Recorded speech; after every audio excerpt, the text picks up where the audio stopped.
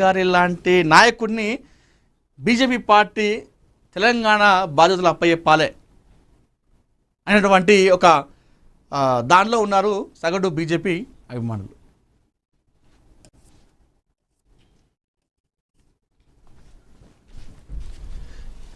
Parliament వర్షాకాల సమావేశాలకు రంగం సిద్ధం. జూలై 19న అఖిలపక్ష సమావేశం.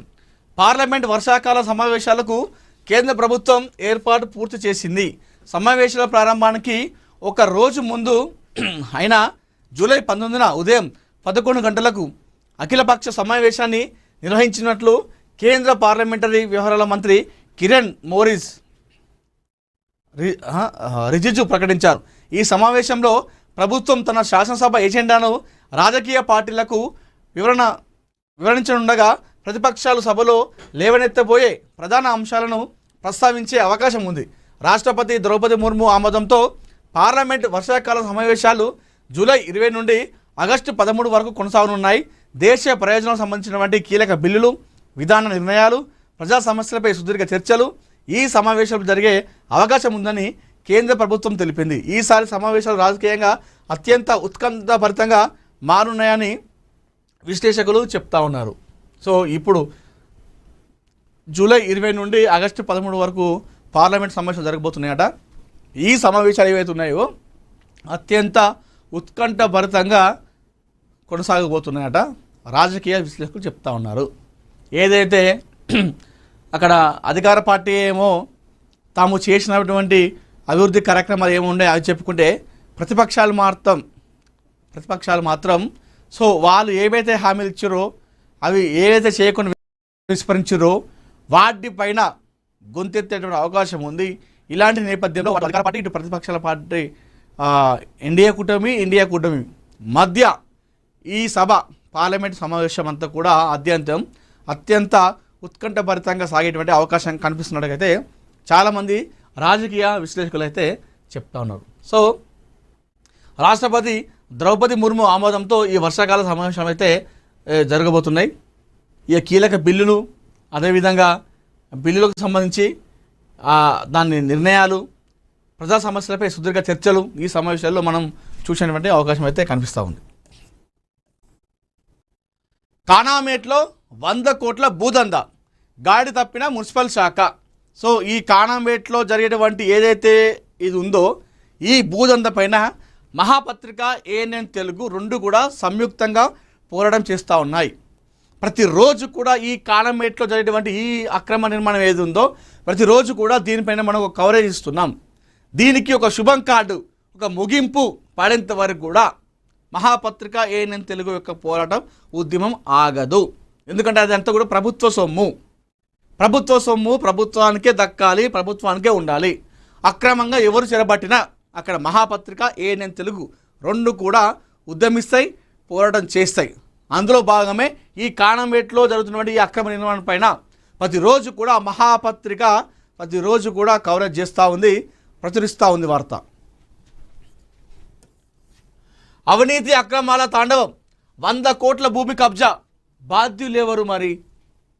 కబ్జాదారుల కబంధ హస్తాల్లో ప్రభుత్వ భూములు, అక్రమాలకు అడ్డకట్ట వేయలేని అధికార యంత్రాంగం, నోటీసులతో కాలయాపన, సిబ్బంది కొరత సాకుతో చేతులెత్తేసిన అధికారులు.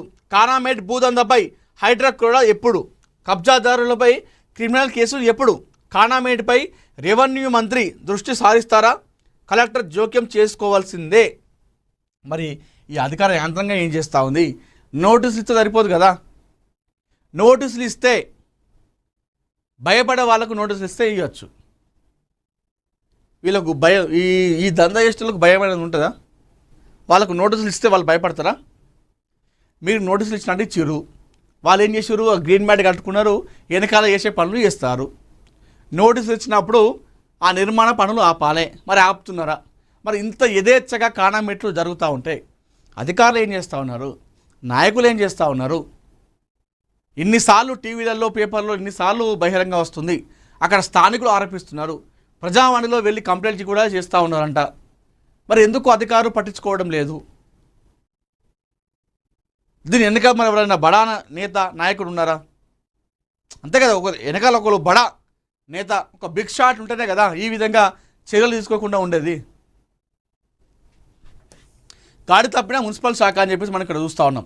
శేర్లింగంపల్లి మండలం కానామేట్లో వెలుగు చూసిన 100 కోట్లకు పైగా ధర పలికే సుమారు 4,000 చదరపు గజాల ప్రభుత్వ భూమిని కబ్జా వ్యవహారంపై ఇప్పటి వరకు సంబంధిత శాఖలు ఎలాంటి కఠిన చర్యలు తీసుకోకపోవడం అనేక విమర్శలకు తావిస్తుంది.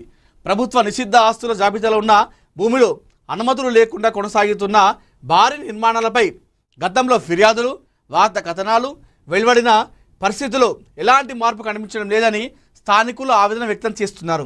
హైటెక్ సిటీ కూకటిపల్లి ప్రధాన రహదారి పక్కనే ఉన్న ఈ ప్రభుత్వ భూమిలో నిర్మాణ కార్యకలాపాలు యథావిధిగా కొనసాగుతుండగా వాటిని అడ్డుకోవాల్సిన రెవెన్యూ, మున్సిపల్, టౌన్ ప్లానింగ్ అధికారులు మాత్రం మౌనం వీడడం లేదని ఆరోపణలు వినిపిస్తున్నాయి. కేవలం నోటీసులు జారీతోనే బాధ్యత ముగిసినట్లు వ్యవహరిస్తున్నారన్న విమర్శలు వ్యక్తమవుతున్నాయి. ప్రభుత్వ భూముల పరిరక్షణ కోసం ప్రత్యేకంగా ఏర్పడిన హైడ్రా కూడా ఈ వ్యవహారంపై ఇప్పటివరకు ఎలాంటి ప్రత్యక్ష చర్యలు చేపట్టకపోవడం పలు అనుమానాలకు తావిస్తుంది. చెరువులు, నాణాలు, ప్రభుత్వ భూముల ఆక్రమణలపై ఉక్కుపాదం మోపుతున్నట్లు ప్రకటించిన హైడ్రా కానామేట్ వ్యవహారంతో ఎందుకు మౌనం పాటిస్తుందని స్థానికులు ప్రశ్నిస్తున్నారు.